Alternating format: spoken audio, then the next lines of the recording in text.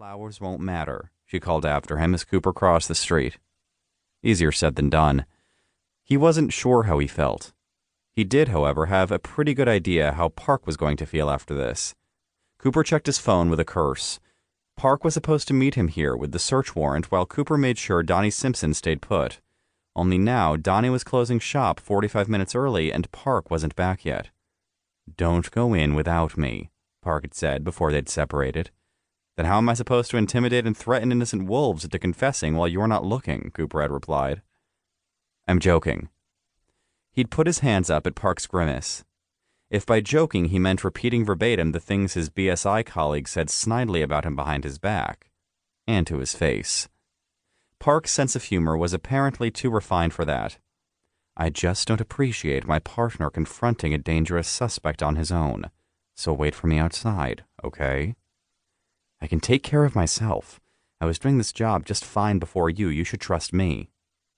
None of that is true. Not now. But they didn't talk about that either. Fine, understood.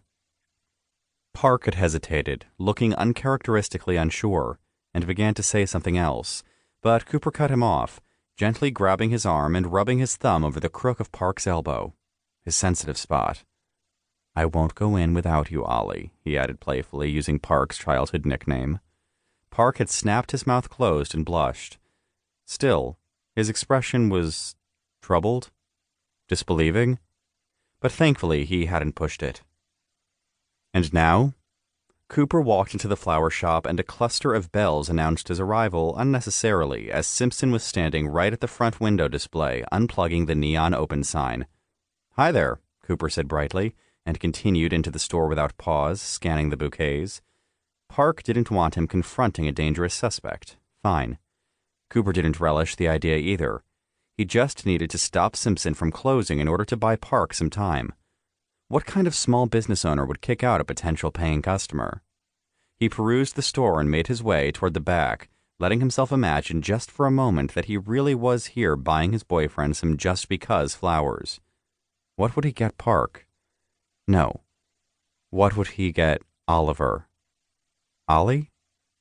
He smiled slowly, remembering the night they'd spent together watching movies at his place right before getting called out to Michigan for this case. "Fetch me that flower, the herb I showed thee once. The juice of it on sleeping eyelids laid will make man or woman madly dote upon the next live creature that it sees." Cooper had frowned at the TV, trying to follow the loopy language. So basically he's telling that naked kid to go get him a roofie? Park had punched him lightly and readjusted on the couch so that his head was in Cooper's lap facing the TV. "It's not a roofie. It's Cupid's flower. Love in idleness." "A flower that drugs you into thinking you're in love? Uh-huh, right. So are there Athenian police in this forest or what?" "Shh. You're going to miss the best part." Cooper had shut up and run his fingers absently through Park's hair, too relaxed to make another teasing comment. Usually a fairly hardcore movie fan, or obsessed according to a certain wolf, that night he couldn't stop his attention from drifting away from the screen to watching Park instead, who was mouthing the occasional line along with the actors. He wondered if Park ever missed being a professor and teaching lit classes. He was always bringing over books for Cooper to read and wanting to talk about them. Cooper hadn't really been much of an English student, but watching Park explain them excitedly afterward, and then having him listen so intently when Cooper ventured his own tentative opinion, had recently given him a new appreciation for the subject. When Park had shown up with a literal tome of Shakespeare's plays, though, Cooper had drawn the line and suggested a compromise. Park could pick a film adaptation of a Shakespeare play as long as he then sat through a real classic movie of Cooper's choosing. Cooper had to admit some of them weren't too bad. Unfortunately, the most interesting part of this 1930s A Midsummer's Night Dream so far was a totally wild full-body sparkle suit. "King of the Fairies is right," Cooper had crowed. That got him another punch, but it was weak and shaking with laughter. When the credits had finally rolled, though, Cooper was troubled.